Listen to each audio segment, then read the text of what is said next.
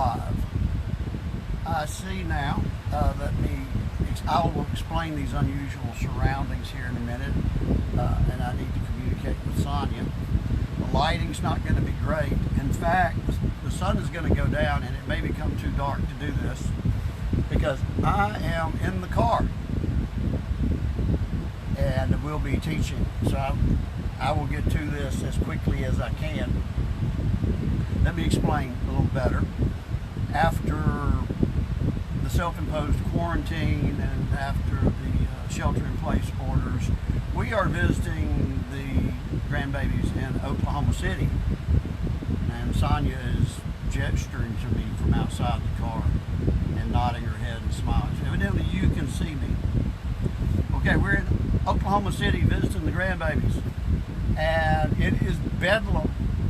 Bedlam in the house. There is not a place to teach from that is not involved in deafening noise and hubbub. So, I will be teaching here from the back seat of our Honda Pilot. Sonia's getting in the front seat right now, so if you hear dinging and all that sort of thing, you'll know why. Now, I'm going to go ahead and proceed with this as quickly as possible before sundown, because it will get too dark in here for you to see me very shortly.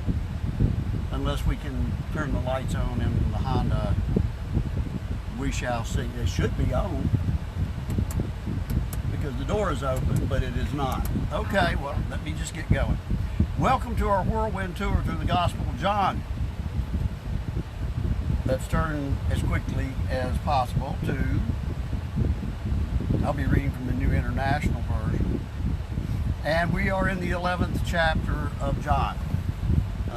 Light's already getting bad. Let me hustle here. And I will be distracted a bit from Sonia's frantic gestures trying to get me to hurry up.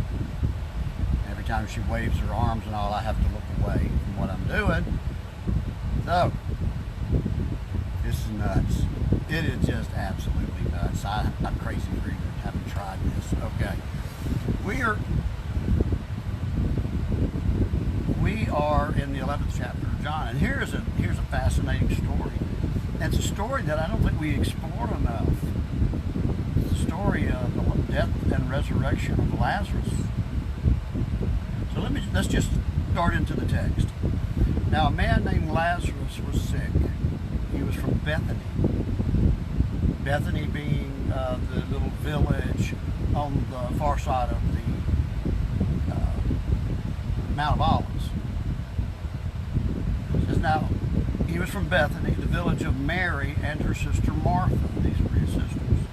This Mary, whose brother Lazarus now lay sick, was the same one who poured perfume on the Lord and wiped his feet with her hair. So the sisters sent word to Jesus, Lord, the one you love is sick. And when he heard this, Jesus said, this sickness will not end in death. No, it's for God's glory, so that God's Son may be glorified through it. Now, Jesus loved Martha and her sister and Lazarus. Now, note here that Jesus is not saying that Lazarus is not going to die. He's just saying this story will not end in Lazarus' death. So when he heard that Lazarus was sick, he stayed where he was 2 more days. And then he said to his disciples, let's go back to Judea. But Rabbi, they said, a short while ago the Jews there tried to stone you, and yet you're going back? And Jesus answered, are there not 12 hours of daylight? Anyone who walks in the daytime will not stumble. They see by this world's light. It's when a person walks at night that they stumble, for they have no light. Not meaning literal illumination here, obviously. After he said this, he went on to tell them, our friend Lazarus has fallen asleep, but I'm going there to wake him up. His disciples replied, well, Lord, if he sleeps, he'll get better. But Jesus had been speaking of his death, But his disciples thought he meant natural sleep. So then he told them plainly, Lazarus is dead. And for your sake, I'm glad I was not there, so that you may believe. But let's go to him. Then Thomas, also known as Didymus, said to the rest of the disciples, let us also go, so we can die with him. On his arrival, Jesus found that Lazarus had already been in the tomb for 4 days. Now Bethany was less than 2 miles from Jerusalem, and many Jews had come to Martha and Mary to comfort them in the loss of their brother. And when Martha heard that Jesus was coming, she went out to meet him, but Mary stayed at home. Lord, Martha said to Jesus, if you had been here, my brother would not have died. But I know that even now God will give you whatever you ask. And Jesus said to her, your brother will rise again. Martha answered, I know he will rise again in the resurrection at the last day. I share that hope with you. And Jesus said to her, I am the resurrection and the life. The one who believes in me will live even though they die. And whoever lives by believing in me will never die. Do you believe this?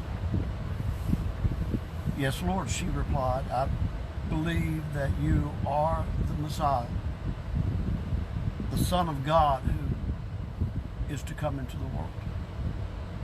And after she said this, she went back and called her sister Mary aside. The teacher is here, she said, and is asking for you. And when Mary heard this, she got up quickly and went to him. Now Jesus had not yet entered the village, but was still at the place where Martha had met him. And when the Jews who had been with Mary in the house comforting her noticed how quickly she got up and went out, they followed her, supposing she was going to the tomb to mourn there. When Mary reached the place where Jesus was and saw him, she fell at his feet and said, Lord, if you had been here, my brother would not have died. And when Jesus saw her weeping, and the Jews who had come along with her also weeping, he was deeply moved in spirit and troubled. Where have you laid him? He asked. Come and see, Lord, they replied. Jesus wept. Then the Jews said, see how he loved him. Some of them said, could not he who opened the eyes of the blind man have kept this man from dying? So Jesus, once more deeply moved, came to the tomb. It was a cave with a stone laid across the entrance.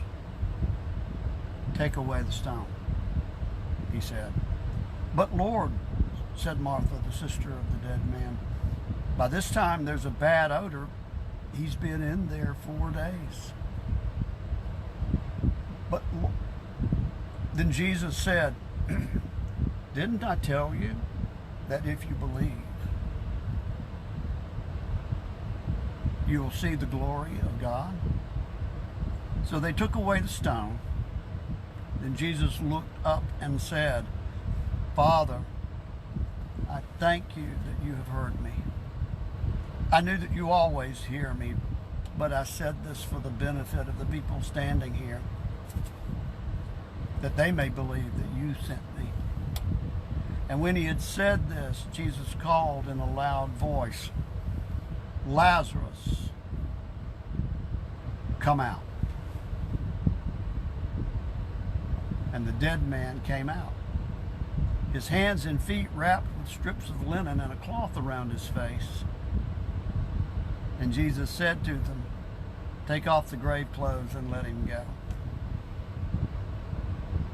Now, it's an amazing story, and it shows that Jesus was not, even though he knew the power he had been given and what he intended to do and what the result would be, he was not unmoved by the grief and the sorrow of this emotional situation in these people, Mary and Martha, his friends, with whom he obviously had a special relationship.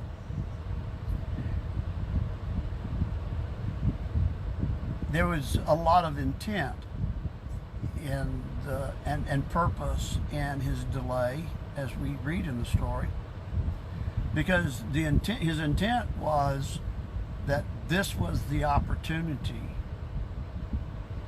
by which he would be glorified by his Father.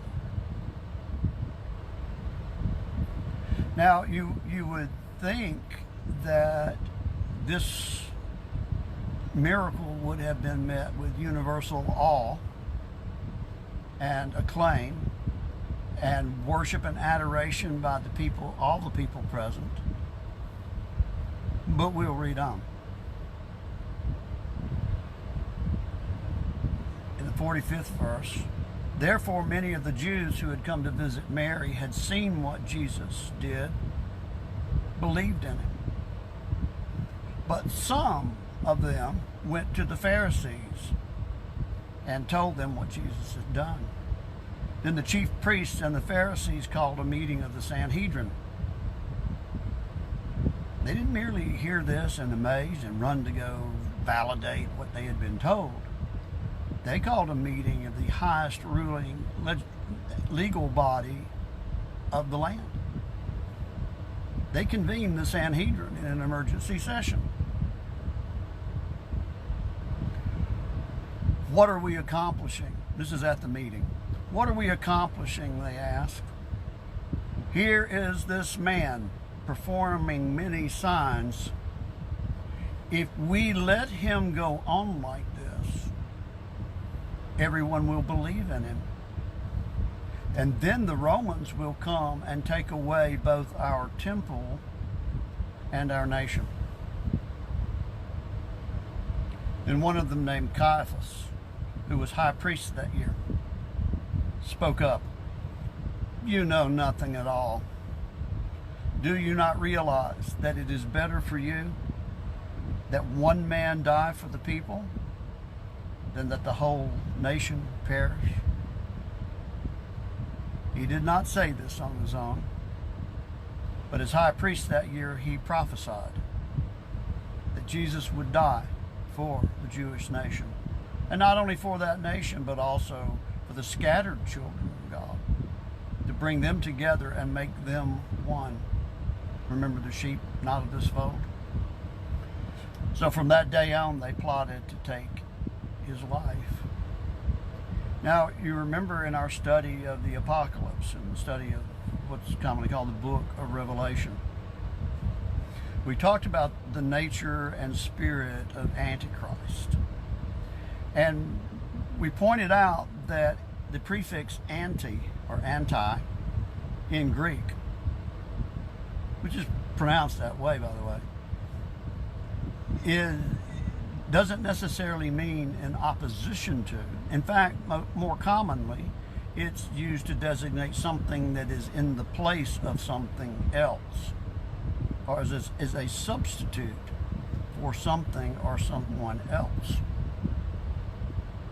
Here, they talk about the obviousness of the miracles and the nature of people to begin to believe in him. And they said, but if that happens, if he is in fact who he says he is, if he is the Christ, the Romans are going to come and take away our temple and our nation. They chose their temple. They chose their nation over Christ, instead of Christ. And there they established, you remember we talked about Solomon's temple, that Solomon was an antichrist, and he was the fulfillment, David took him to be the fulfillment of the promise made to him by God that was meant to be fulfilled in Christ. And he built a temple that prophet Nathan had told him would be completed by his remote descendant, Christ, And that temple would be his body. Destroy this temple and I'll raise it in 3 days. So Solomon was an antichrist. Solomon's temple was instead of that temple that was Christ. And now the high priest and the Sanhedrin have established Herod's temple as antichrist and have established the Jewish nation.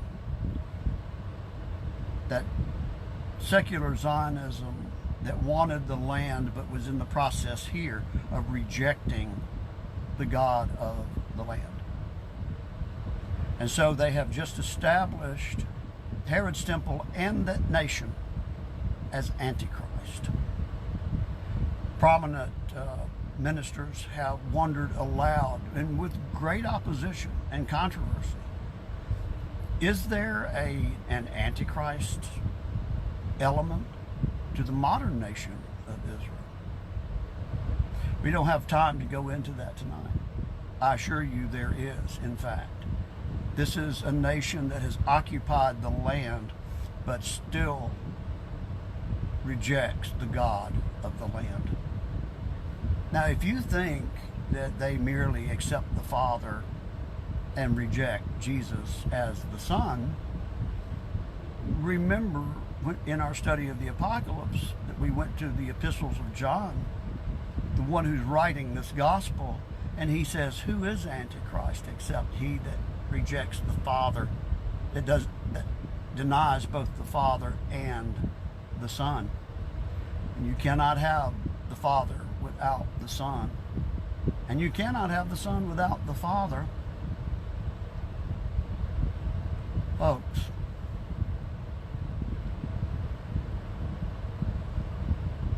evangelical and Christian Zionism is misplaced. You have people like John Hagee saying that Jesus didn't come to be the Messiah of the Jews, that they have a separate covenant with God. There is no covenant with Abraham, Isaac, or Jacob that is not fulfilled in the person of Jesus Christ. Israel needs Jesus. Jesus is the only thing that is promised to fulfill those covenants with their patriarchs.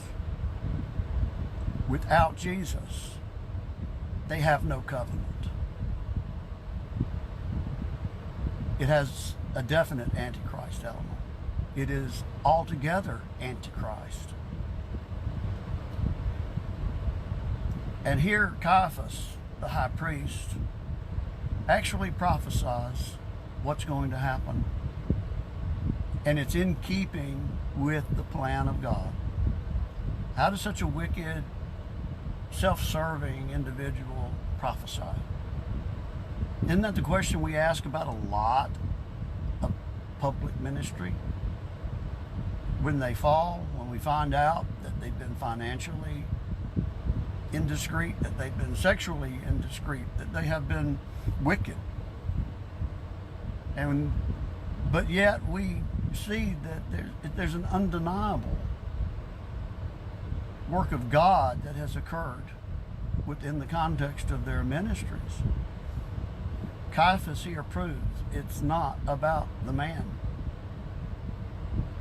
It's about the message. The gospel has power of its own. Men have none whatsoever. Let me repeat that.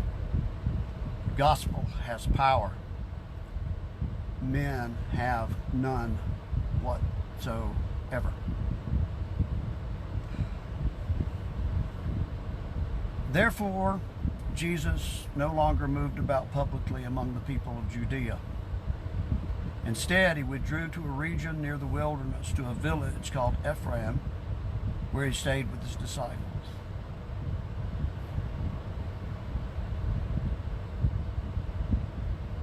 Now, I think we're going to cut our...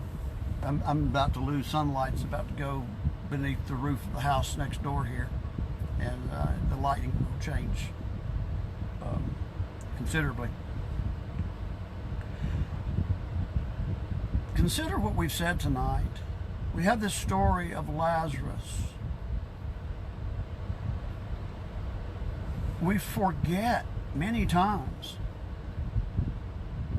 that our gospel is Jesus Christ crucified, resurrected, and coming again in power to reign with an iron scepter.